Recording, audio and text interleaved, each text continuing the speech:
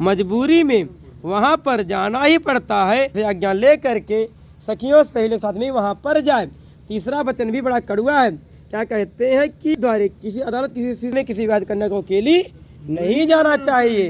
यदि किसी कारणवश अति आवश्यक कार्यवश मजबूरी में वहाँ पर जाना ही पड़ता है तो अपने पति या पिता से आज्ञा ले करके सखियों।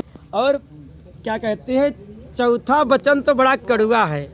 पिता गृह क्यों ना एक ही गांव में पति और पिता का घर हो, जब तक अपने पति की आज्ञा ना हो तब तक पिता के घर जाना नहीं चाहिए। क्योंकि कहा गया है कि ये केवल एक माँ ऐसी होती है जो कहती है हमारे सभी बच्चे बराबर हैं और चलो हमारी ये भी बिटिया गई। क्योंकि सती जी जब वहाँ पर गई थी तो उनका बड़ा प्रादुर्भाव हुआ था कि सादर भले हैं मिली एक माता, भगनीय मेले बहुत मुस्काता, दक्षिण कछुपू छिकुसलाता, सती है बिलोक जरी सब गाता।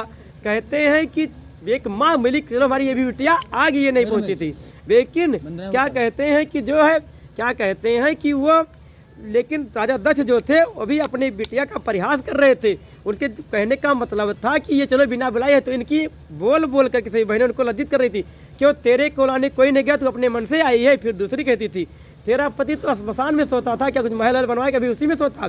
फिर चौथी कहती थी कि तेरा पति तो बगंबर पहनता था, क्या उसको पहनना बंद किया, क्या उसको पहनना बंद, कपड़े बड़े सिलवाए को भी पहनना बंद कर दिया।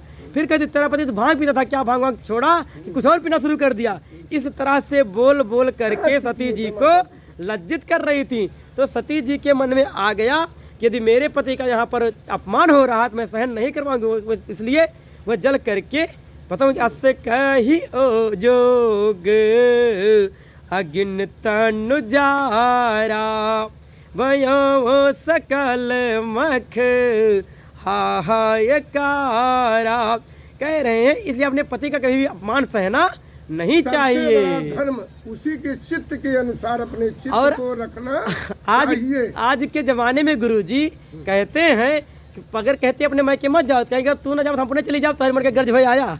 ऐसी बात ना हो, आए के पीछे पीछे गर्ज भई आया के अनुसार विचार को रखना। और पांचवा वचन भी बड़ा कड़वा है। अपने पति की आज्ञा का पति आज्ञा ना भंग कर्तव्यम, वर मांगे ब्राह्मण। जैसे श्री रामचंद्र भगवान सीता जी से कहा सीता जी मैं यहाँ जंगल में आया हूँ तरमण विहार करने नहीं आया। उन्होंने कहा कि सुना हो प्रिया व्रत रुचिर सुसेला, मैं कछ करब लीला। उन्होंने कहा मैं यहाँ पर आया हूँ तो रमण विहार करने नहीं आया हूँ, मैं यहाँ आया हूँ तो असुरों का सर्वनाश करने आया हूँ। तुम मेरी मदद करो। उन्होंने कहा then what I do and what I help you. तब मैं क्या करूँ और मैं आपकी क्या सहायता करूँ। उन्होंने कहा कि तुम पावक मोह करव निवासा, जब लगी करव निशाचरा, जब ही राम सब कहा बखाने, प्रभु पद धरहिया अनल समान। यदि पति के चरणों में सादर स्नेह हो तो अग्नि भी सीता जी को जला नहीं पाई। पति की बात को काटना कभी मत, उल्लंघन मत करना। और क्या कहते हैं आज के जमाने में कहते हैं कि पानी लेकर कहते रहे हाथ गोड़ नहाई ना, कलड़िया ढकेलत रहे गल्ला नहा लेते। ऐसी बात ना हो। हाँ जो कहते हैं पानी लेकर आओ, चाय लेकर खाना पानी सबके। जिस तरह से आप सेवा करोगे उस तरह से वो भी उनका आपके साथ ममता मोह माया बढ़ता चला जाएगा। तो इसलिए कहते हैं कि अपने पति की बात को ना काटे, बर मांगे ब्राह्मणा। तो बर कहता है कि आप सातों वचन मानेंगे निभाएगा, मेरे 5 वचन मानते निभाते रहेगा। बोले सियापति रामचंद्र की भैया इसे मिला दे भैया, ये बेद मिला दे कुर्ता पड़ा बुला दे चला जा।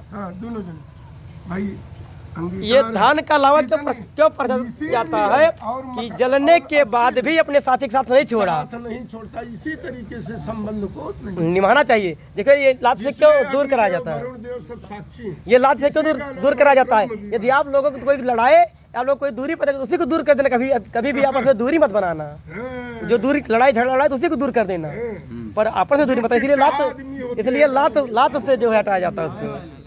लड़ाई वाले जो ने खटे